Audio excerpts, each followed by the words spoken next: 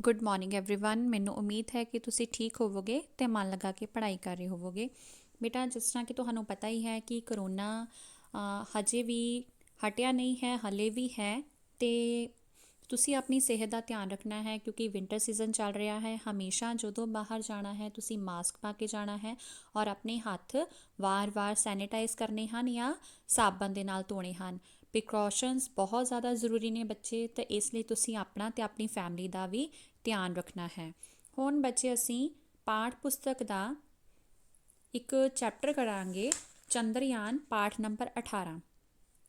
ਚੰਦਰਯਾਨ ਜਿਸ ਤਰ੍ਹਾਂ ਦੇਖੋ ਤਸਵੀਰ ਵਿੱਚ ਦਿਖਾਇਆ ਗਿਆ ਹੈ। ਚੰਦਰਯਾਨ ਕੀ ਹੈ? ਚੰਦਰਯਾਨ ਇੱਕ ਸੈਟੇਲਾਈਟ ਦਾ ਨਾਮ ਹੈ ਜੋ ਕਿ ਚੰਦਰਮਾ ਉੱਤੇ ਜਾ ਕੇ ਨਵੀਆਂ ਖੋਜਾਂ ਕਰਦਾ ਹੈ ਕਿ ਚੰਦਰਮਾ ਉੱਤੇ ਰਹਿਣ ਦੀ ਥਾਂ ਹੈ ਜਾਂ ਉਸ 'ਤੇ ਪਾਣੀ ਹੈ। ਠੀਕ ਹੈ, ਤੁਸੀਂ ਟੀਵੀ ਉੱਤੇ ਵੀ ਦੇਖਿਆ ਹੋਵੇਗਾ, ਫਿਲਮਾਂ ਵਿੱਚ ਵੀ ਸੁਣਿਆ ਹੋਵੇਗਾ ਕਿ ਚੰਦਰਯਾਨ ਹੁਣ ਤਾਂ 2 ਵੀ ਜਾ ਚੁੱਕਾ ਹੈ ਚੰਦਰਮਾ ਉੱਤੇ। ਠੀਕ ਹੈ, ਤੇ ਹਰ ਟਾਈਮ ਵਿਗਿਆਨੀ ਨਵੀਂ ਤੋਂ ਨਵੀਂ ਖੋਜ ਕਰਦੇ ਰਹਿੰਦੇ ਹਨ। ਦੇਖੋ ਜਿਸ ਤਰ੍ਹਾਂ ਤਸਵੀਰ ਵਿੱਚ ਹੈ ਕਿ ਚੰਦਰਯਾਨ ਚੰਦਰਮਾ ਦੇ ਕੋਲ ਪਹੁੰਚ ਗਿਆ ਹੈ ਤੇ ਨਵੀਂ ਤੋਂ ਨਵੀਂ ਖੋਜ ਕਰਦਾ ਰਹਿੰਦਾ ਹੈ। ਅਸੀਂ ਕਵਿਤਾ ਸ਼ੁਰੂ ਕਰਾਂਗੇ। ਕੱਲ ਜੋ ਸਾਡਾ ਚੰਨ ਮਾਮਾ ਸੀ, ਅੱਜ ਉਹ ਧਰਤੀ ਬਣਿਆ, ਸਾਰੇ ਜਗ ਦੇ ਬੁੱਧੀਮਾਨਾਂ ਇੱਕ ਤਾਣਾ ਹੈ ਤਣਿਆ। ਕੱਲ ਮਤਲਬ ਜਿਸ ਨੂੰ ਆਪਾਂ, ਕਿਉਂਕਿ ਅਸੀਂ ਛੋਟੇ ਹੁੰਦੇ ਚੰਦਰਮਾ ਨੂੰ ਆਪਾਂ ਚੰਦ ਮਾਮਾ ਕਹਿੰਦੇ ਹਾਂ, ਹਨਾ।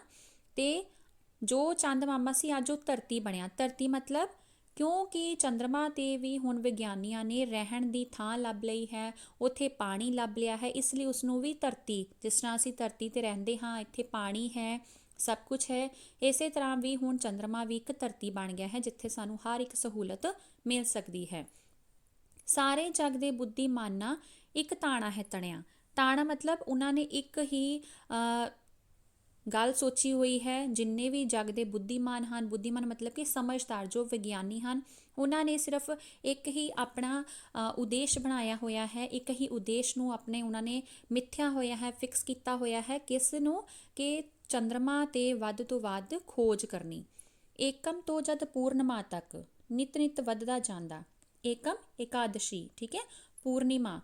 ਏਕਮ ਤੇ ਪੂਰਨਿਮਾ ਬਾਰੇ ਤੁਸੀਂ ਸੁਣਿਆ ਹੈ ਕਿਉਂਕਿ ਇਹਦੇ ਵਿੱਚ ਕੀ ਹੁੰਦਾ ਹੈ, ਏਕਮ ਦੇ ਵਿੱਚ ਜਿਹੜਾ ਚੰਦ ਹੈ ਉਹ ਅੱਧਾ ਹੁੰਦਾ ਹੈ। ਠੀਕ ਹੈ, ਪੂਰਨਿਮਾ ਦੇ ਵਿੱਚ ਚੰਦ ਪੂਰਾ ਹੁੰਦਾ ਹੈ। 15 ਦਿਨ ਚੰਦ ਅੱਧਾ ਹੁੰਦਾ ਹੈ, 15 ਦਿਨ ਚੰਦ ਪੂਰਾ ਹੁੰਦਾ ਹੈ। ਤੁਸੀਂ ਨੋਟਿਸ ਵੀ ਕਰ ਸਕਦੇ ਹੋ, ਅਸਮਾਨ ਦੇ ਵਿੱਚ ਤੁਸੀਂ ਦੇਖ ਵੀ ਸਕਦੇ ਹੋ। ਠੀਕ ਹੈ, ਨਿਤ ਵੱਧਦਾ ਜਾਂਦਾ। ਤੇ ਜਦੋਂ ਚੰਦਰਮਾ 15 ਦਿਨ ਛੋਟਾ ਹੁੰਦਾ ਹੈ, ਛੋਟੇ ਆਕਾਰ ਦਾ ਹੁੰਦਾ, ਤੇ ਹੌਲੀ ਹੌਲੀ ਕਰਕੇ ਇਹ ਵੱਧਦਾ ਜਾਂਦਾ ਹੈ। ਨਿਤ ਮਤਲਬ ਰੋਜ਼ ਥੋੜਾ ਚੰਦਰਮਾ ਵੱਧਦਾ ਜਾਂਦਾ ਹੈ ਤਾਂ ਪ੍ਰੋਪਰ ਆਪਣੀ ਇੱਕ ਗੋਲ ਸ਼ੇਪ ਇਹ ਲੈ ਲੈਂਦਾ ਹੈ। ਚੰਨ ਚਾਨਣੀ ਖਿੜੇ ਰਾਤ ਨੂੰ ਰਾਹ ਵੇੜੇ ਰੁਸ਼ਨਾਉਂਦਾ। ਚੰਨ ਚਾਨਣੀ ਮਤਲਬ ਕਿ ਰਾਤ ਨੂੰ ਜਦੋਂ ਚੰਦਰਮਾ ਦੀ ਬਹੁਤ ਜ਼ਿਆਦਾ ਰੌਸ਼ਨੀ ਹੁੰਦੀ ਹੈ ਤੇ ਇਹ ਰਾਹ, ਰਸਤੇ ਜਾਂ ਵਿਹੜੇ, ਸਾਡੇ ਘਰ ਦੇ ਵਿਹੜੇ ਨੂੰ ਰੁਸ਼ਨਾਉਂਦਾ ਹੈ। ਰੁਸ਼ਨਾਉਂਦਾ ਮਤਲਬ ਰੌਸ਼ਨ ਕਰਦਾ ਹੈ, ਹੋਰ ਜ਼ਿਆਦਾ ਚਮਕਾ ਦਿੰਦਾ ਹੈ ਕਿਉਂਕਿ ਚੰਦਰਮਾ ਦੀ ਆਪਣੀ ਬਹੁਤ ਰੌਸ਼ਨੀ ਹੁੰਦੀ ਹੈ। ਬਾਤਾਂ ਪਾਉਂਦਾ ਨਾਲ ਅਸਾਡੇ, ਨਾਲੇ ਗੀਤ ਸੁਣਾਉਂਦਾ। ਤੇ ਸਾਨੂੰ ਇਸ ਤਰ੍ਹਾਂ ਲੱਗਦਾ ਹੈ ਕਿ ਜਿਸ ਤਰ੍ਹਾਂ ਚੰਦ ਮਾਮਾ ਸਾਡੇ ਨਾਲ ਬਾਤਾਂ ਪਾਉਂਦਾ ਹੈ। ਠੀਕ ਹੈ, ਪਹਿਲਾਂ ਕੀ ਹੁੰਦਾ ਸੀ, ਲੋਕ ਰਾਤ ਨੂੰ ਘਰਾਂ ਦੇ ਬਾਹਰ ਸੌਂਦੇ ਸਨ, ਉਹ ਹਮੇਸ਼ਾ ਚੰਦਰਮਾ ਦੇ ਨਾਲ, ਤਾਰਿਆਂ ਦੇ ਨਾਲ ਬਾਤਾਂ ਪਾਉਂਦੇ ਰਹਿੰਦੇ ਸੀ, ਕੋਈ ਨਾ ਕੋਈ ਗੱਲਾਂ ਕਰਦੇ ਰਹਿੰਦੇ ਸਨ ਤੇ ਨਾਲ ਹੀ ਗੀਤ ਸੁਣਾਉਂਦਾ। ਤੇ ਇੰਜ ਲੱਗਦਾ ਹੈ ਕਿ ਜਿਸ ਤਰ੍ਹਾਂ ਇਹ ਸਾਨੂੰ ਇੱਕ ਮਿੱਠਾ ਗੀਤ ਸੁਣਾ ਰਿਹਾ ਹੋਵੇ। ਫਿਰ 15 ਦਿਨ ਲੁਕਿਆ ਰਹਿੰਦਾ, ਮੂੰਹ ਨਾ ਕਦੇ ਦਿਖਾਉਂਦਾ। ਫਿਰ ਕੀ ਹੈ, 15 ਦਿਨ ਫਿਰ ਇਹ ਲੁਕ ਜਾਂਦਾ ਹੈ। ਲੁਕ ਜਾਂਦਾ ਮਤਲਬ ਕਿ 15 ਦਿਨ ਇਹ ਨਜ਼ਰ ਨਹੀਂ ਆਉਂਦਾ, ਇਸ ਦਾ ਆਕਾਰ ਬਹੁਤ ਜ਼ਿਆਦਾ ਛੋਟਾ ਹੋ ਜਾਂਦਾ ਹੈ ਤੇ ਸਾਨੂੰ ਇਸ ਦਾ ਮੂੰਹ ਨਹੀਂ ਦਿਸਦਾ, ਸਾਨੂੰ ਚੰਦਰਮਾ ਅਸਮਾਨ ਵਿੱਚ ਨਜ਼ਰ ਨਹੀਂ ਆਉਂਦਾ। ਇਹ ਚੰਨ ਮਾਮਾ ਉਂਝ ਤਾਂ ਸਾਨੂੰ ਬੜਾ ਪਿਆਰਾ ਲੱਗਦਾ, ਪਰ ਵਿਗਿਆਨੀ ਕਹਿੰਦੇ ਇਸ ਨੂੰ ਇਹ ਬੁਝਦਾ ਤੇ ਜਗਦਾ। ਚੰਦਰਮਾ ਕਿਉਂਕਿ ਚੰਦ ਮਾਮਾ ਹੈ, ਸਾਨੂੰ ਬਹੁਤ ਸੋਹਣਾ ਲੱਗਦਾ ਹੈ, ਦੇਖਣ ਵੀ ਬਹੁਤ ਸੋਹਣਾ ਲੱਗਦਾ ਹੈ। ਤੇ ਪਰ ਜਿਹੜੇ ਵਿਗਿਆਨੀ ਹਨ, ਸਾਇੰਟਿਸਟ ਹਨ, ਇਸ ਨੂੰ ਕੀ ਕਹਿੰਦੇ ਹਨ, ਇਹ ਜਗਦਾ ਤੇ ਬੁਝਦਾ ਹੈ। ਮਤਲਬ ਕਿ ਕਈ ਵਾਰੀ ਇਹ ਅੱਧਾ ਹੋ ਜਾਂਦਾ ਹੈ ਤੇ ਕਈ ਵਾਰੀ ਇਹ ਪੂਰਾ ਹੋ ਜਾਂਦਾ ਹੈ। ਇਸ ਤਰ੍ਹਾਂ ਲੱਗਦਾ ਹੈ ਵਿਗਿਆਨੀ ਚੰਦ ਬਾਰੇ ਇਹੀ ਕਹਿੰਦੇ ਹਨ ਕਿ ਇਹ ਜਗਦਾ ਰਹਿੰਦਾ ਹੈ, ਬੁਝਦਾ ਰਹਿੰਦਾ ਹੈ, ਕਦੀ ਇਹ ਪੂਰਾ ਹੋ ਜਾਂਦਾ ਹੈ ਤੇ ਕਦੀ ਇਹ ਅੱਧਾ ਹੋ ਜਾਂਦਾ ਹੈ। ਤੇ ਏਕਮ ਤੋਂ ਪੂਰਨਮਾਸ਼ੀ ਤੱਕ ਵੀ ਚੰਦ ਦੇ ਵਿੱਚ ਕੀ ਬਦਲਾਵ ਆਉਂਦਾ ਹੈ, ਏਕਮ ਤੋਂ ਲੈ ਕੇ ਪੂਰਨਿਮਾ ਤੱਕ ਇਹ ਨਿਤ ਦਿਨ ਹੌਲੀ ਹੌਲੀ ਆਪਣਾ ਆਕਾਰ ਵੱਡਾ ਕਰਦਾ ਰਹਿੰਦਾ ਹੈ। ਠੀਕ ਹੈ, ਬਸ ਫਿਰ ਲੱਗੀ ਦੌੜ ਸੀ ਇੱਦਾਂ ਜਿੱਦਾਂ ਜਿੱਤ ਦਿਖਾਉਂਦਾ ਏ। ਠੀਕ ਹੈ। ਫਿਰ ਦੌੜ ਕਿਹਨਾਂ ਦੀ? ਵਿਗਿਆਨੀਆਂ ਦੀ, ਸਾਇੰਟਿਸਟ ਦੀ ਦੌੜ ਲੱਗੀ, ਮਤਲਬ ਉਹ ਇੱਕ ਦੂਸਰੇ ਤੋਂ ਅੱਗੇ ਨਿਕਲਣਾ ਚਾਹੁੰਦੇ ਹਨ ਤੇ ਚੰਦਰਮਾ ਉੱਤੇ ਜਾ ਕੇ ਜਿੱਤ ਪ੍ਰਾਪਤ ਕਰਨਾ ਚਾਹੁੰਦੇ ਹਨ। ਚੰਦ ਦੀ ਧਰਤੀ ਉੱਤੇ ਕੀ ਹੈ? ਫਤਿਹ ਇਸ ਤੇ ਪਾਉਣੀ। ਫਤਿਹ ਮਤਲਬ ਜਿੱਤ ਪ੍ਰਾਪਤ ਕਰਨੀ, ਠੀਕ ਹੈ, ਵਿਨ ਕਰਨਾ। ਚੰਦ ਦੀ ਧਰਤੀ ਤੇ ਵਿਗਿਆਨੀ ਕੀ ਹਮੇਸ਼ਾ ਦੌੜ ਵਿੱਚ, ਇਸੇ ਦੌੜ ਵਿੱਚ ਲੱਗੇ ਰਹਿੰਦੇ ਸਨ ਕਿ ਚੰਦਰਮਾ ਦੀ ਧਰਤੀ ਉੱਤੇ ਕੀ ਹੈ, ਉਹ ਕਿਸ ਤਰ੍ਹਾਂ ਦਾ ਨਜ਼ਰ ਆਉਂਦਾ ਹੈ, ਕਿਸ ਚੀਜ਼ ਦਾ ਬਣਿਆ ਹੈ। ਇਹ ਸਾਰੀਆਂ ਦੀਆਂ ਸਾਰੀਆਂ ਉਹਨਾਂ ਨੂੰ ਦੌੜਾਂ ਜਿੱਤਣ ਦਾ ਉਹਨਾਂ ਨੂੰ ਹਮੇਸ਼ਾ ਇੱਕ ਮਕਸਦ ਹੁੰਦਾ ਸੀ। ਉਹਨਾਂ ਨੂੰ ਦੇਖਣਾ ਸੀ ਉਹਨਾਂ ਨੇ ਕਿ ਚੰਦਰਮਾ ਉੱਤੇ ਕੀ ਹੈ, ਠੀਕ ਹੈ, ਤੇ ਇਸ ਲਈ ਉਹ ਇਸ 'ਤੇ ਜਿੱਤ ਪਾਉਣਾ ਚਾਹੁੰਦੇ ਹਨ। ਰੂਸ, ਚੀਨ, ਅਮਰੀਕਾ ਮਿਲ ਗਏ, ਮਿਲਿਆ ਨਾਲ ਜਾਪਾਨੀ। ਤੇ ਹੁਣ ਕਿਹੜੇ ਦੇਸ਼ਾਂ ਦੇ ਲੋਕਾਂ ਨੇ ਮਿਲ ਕੇ ਚੰਦ ਦੀ ਧਰਤੀ ਦੀ ਖੋਜ ਲਈ ਜੁਟ ਗਏ ਮਤਲਬ ਕਿ ਇਕੱਠੇ ਹੋ ਗਏ। ਰੂਸ, ਚੀਨ, ਅਮਰੀਕਾ ਤੇ ਜਾਪਾਨੀ, ਤੇ ਭਾਰਤ ਵੀ ਇਹਨਾਂ ਦੇ ਨਾਲ ਹੀ ਆ ਰਲਿਆ। ਭਾਰਤ ਨੇ ਵੀ ਅੱਗੇ ਕੀਤੇ ਆਪਣੇ ਕਈ ਵਿਗਿਆਨੀ।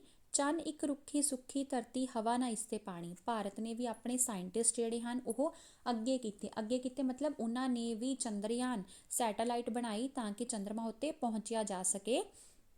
ਉਹਨਾਂ ਨੇ ਦੇਖਿਆ ਕਿ ਚੰਦਰਮਾ ਕੀ ਹੈ? ਇੱਕ ਰੁੱਖੀ ਸੁੱਖੀ ਧਰਤੀ ਹੈ। ਰੁੱਖੀ ਸੁੱਖੀ ਮਤਲਬ ਕਿ ਚੰਦਰਮਾ ਬਹੁਤ ਡਰਾਈ ਹੈ, ਇਸ ਤੇ ਪਾਣੀ ਨਹੀਂ ਹੈ, ਨਾ ਹੀ ਇਸ ਤੇ ਹਵਾ ਹੈ। ਕੀ ਇਸ ਥਾਂ ਤੇ ਰਹਿ ਸਕਦਾ ਹੈ ਜਿਉਂਦਾ ਜੀਵ ਪ੍ਰਾਣੀ? ਤਾਂ ਇਹੀ ਖੋਜ ਕਰਨ ਤੇ ਲੱਗੇ ਹੋਏ ਸਨ ਕਿ ਅਗਰ ਇਸ ਤੇ ਹਵਾ ਤੇ ਪਾਣੀ ਨਹੀਂ ਹੈ ਤਾਂ ਕਿਉਂ ਕੋਈ ਜੀਵ ਇਸ ਤੇ ਜਿਉਂਦਾ ਰਹਿ ਸਕਦਾ ਹੈ, ਕਿਉਂਕਿ ਜੀਵ ਪਾਣੀ ਤੇ ਹਵਾ ਤੋਂ ਬਿਨਾਂ ਜਿਉਂਦਾ ਨਹੀਂ ਰਹਿ ਸਕਦਾ।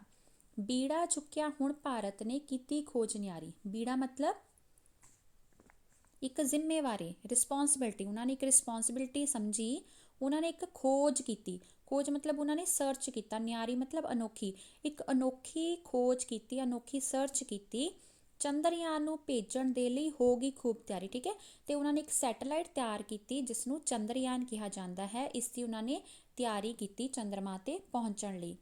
ਇਸ ਜੰਤਰ ਨੇ ਚੰਦ ਤੇ ਜਾ ਕੇ ਕੀਤੀ ਖੋਜ ਅਮੁੱਲੀ ਮਤਲਬ ਅਨਮੋਲ, ਪ੍ਰਾਈਸਲੈਸ ਯੰਤਰ। ਜੋ ਇਹ ਸੈਟੇਲਾਈਟ ਸੀ ਉਸਨੇ ਚੰਨ ਤੇ ਜਾ ਕੇ ਇੱਕ ਅਨਮੋਲ ਪ੍ਰਾਈਸਲੈਸ ਖੋਜ ਕੀਤੀ। ਕਿਹੜੀ ਖੋਜ ਕੀਤੀ?